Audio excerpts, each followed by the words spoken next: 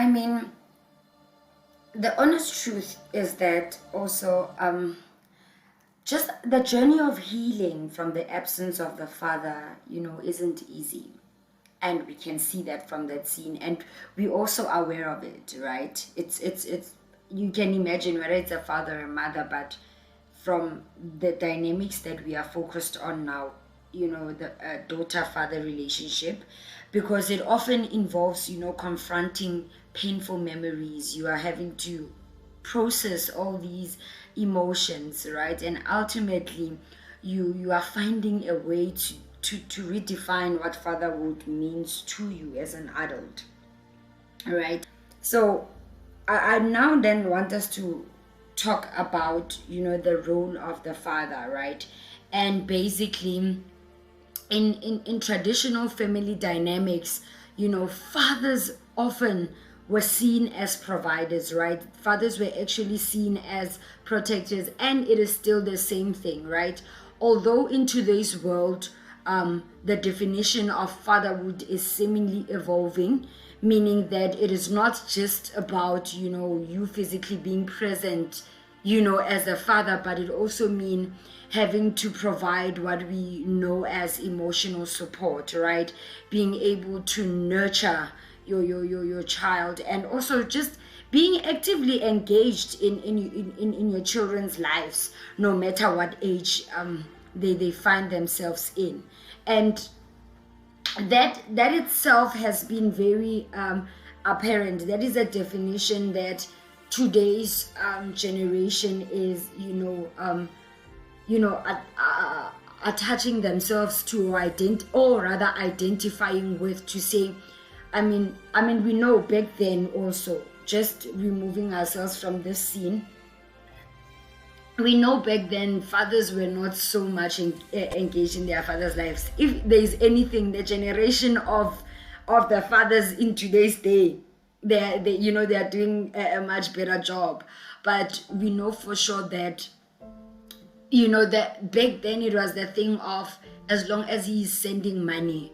But with the increasing needs of our generation today, it has even led to the change of the entire definition as to, what do I mean when I say I need my father to be present in my life?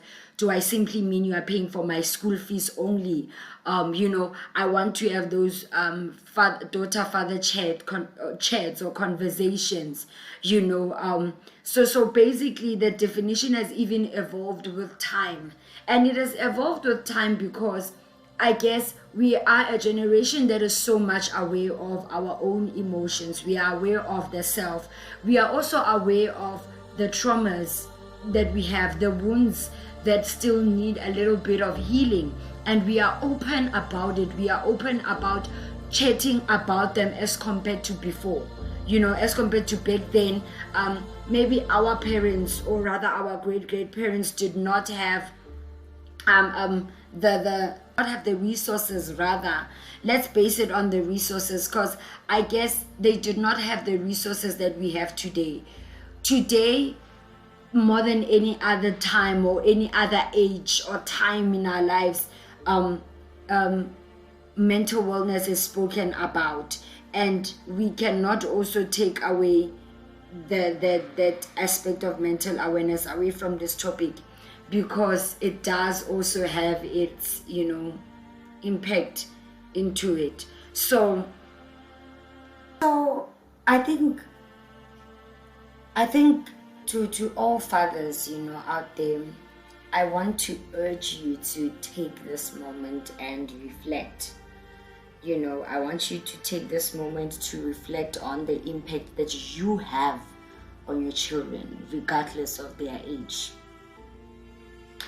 Your words, your actions, and your presence, just understanding that your actions, your words, your presence actually matter, and they matter more than you realize, because that's what we are learning from this scene, right?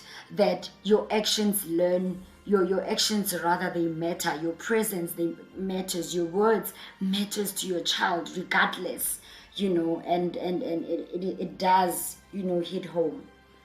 And also to all those who are like this woman, Slee, in this season of housewives, the real housewives of Durban, who are actually grappling with their issues, and they're aware of it. And maybe you were not aware of it, and by you just watching this scene, you realize that you have been one of those people that has had such a conversation with your father. You are one of those people that has had such an issue, such a longing, and you never received it. You never received the fullness of your father. And then, you just realize now, or you have always known, you are grappling with this issue. I want you to remember that healing is possible. I know we are constantly using healing, but it needs to be used. We need to speak about it, that it is possible, and that yes, it does require seeking therapy. And sadly, therapy is expensive, but there are free resources that are available. This one time I was actually having a chat with a friend, and I heard that you can also get therapy from hospitals, like the government hospitals. You can always get therapy from them, and I will just get more information for you on how. But there is also sessions that you can get from psychologists, family psychologists based there.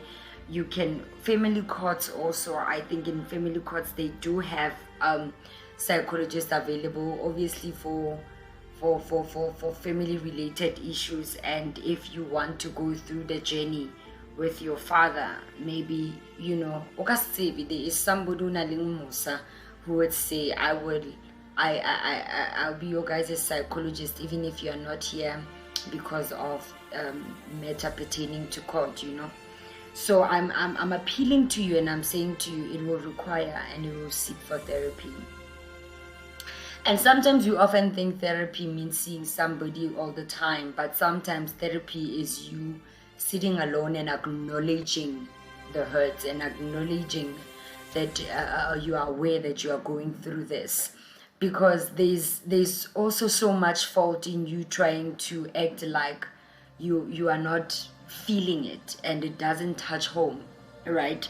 There is so much fault in that, because you have to deal with it, right? Also, part of the healing means here and there you will cry about it, here and there you will break down about it, and you are allowed to break down. It doesn't matter how old you are, it doesn't matter what age you're at, it doesn't matter if you have kids, you are allowed to cry about it. More than anything, part of the healing is just building a relationship with God and making him aware, although he knows, but making him aware of your healing, there's time or the season you are in, and requesting him to walk with you in the journey, because he is the door.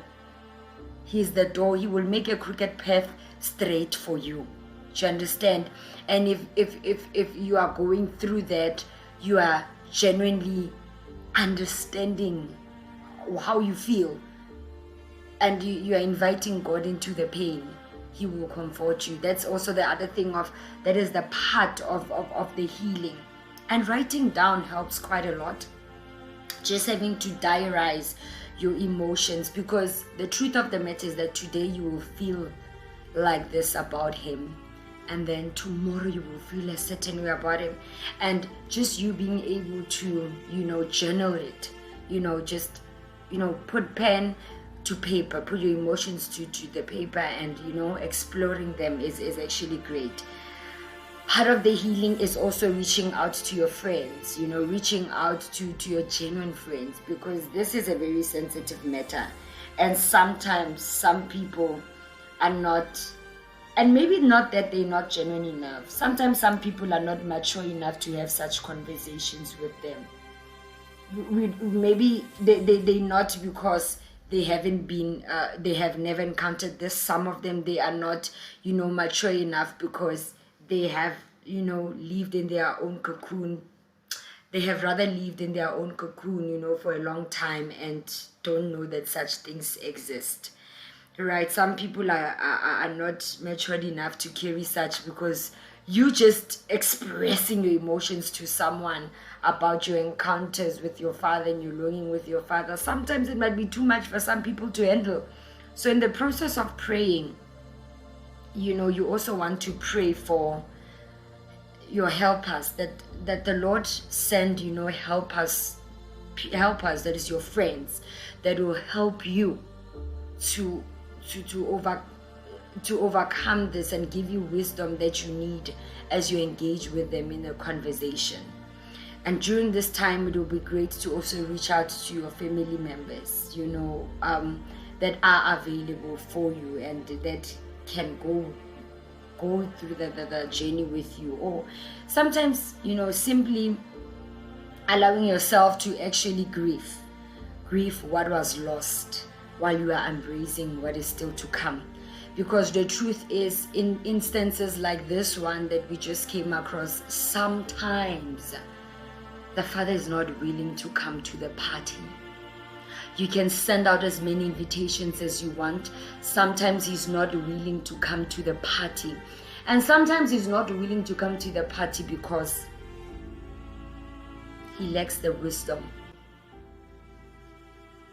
Sometimes he's not willing to come to the party because he also had his father do the same thing to him and he thinks it's right. Or that it is too overwhelming for him to even come to the party. And so the best way is to play a distance game. Because, it only makes sense for him to do that. And for whatever that reason may be, and we are not qualifying those reasons, but I'm here to tell you that sometimes he won't come to the party because of the same reasons that you don't know of. And some you probably know of, and you would have to actually make it come to rest and grieve what was lost. By what? Embracing what is still to come. Yeah. Sure.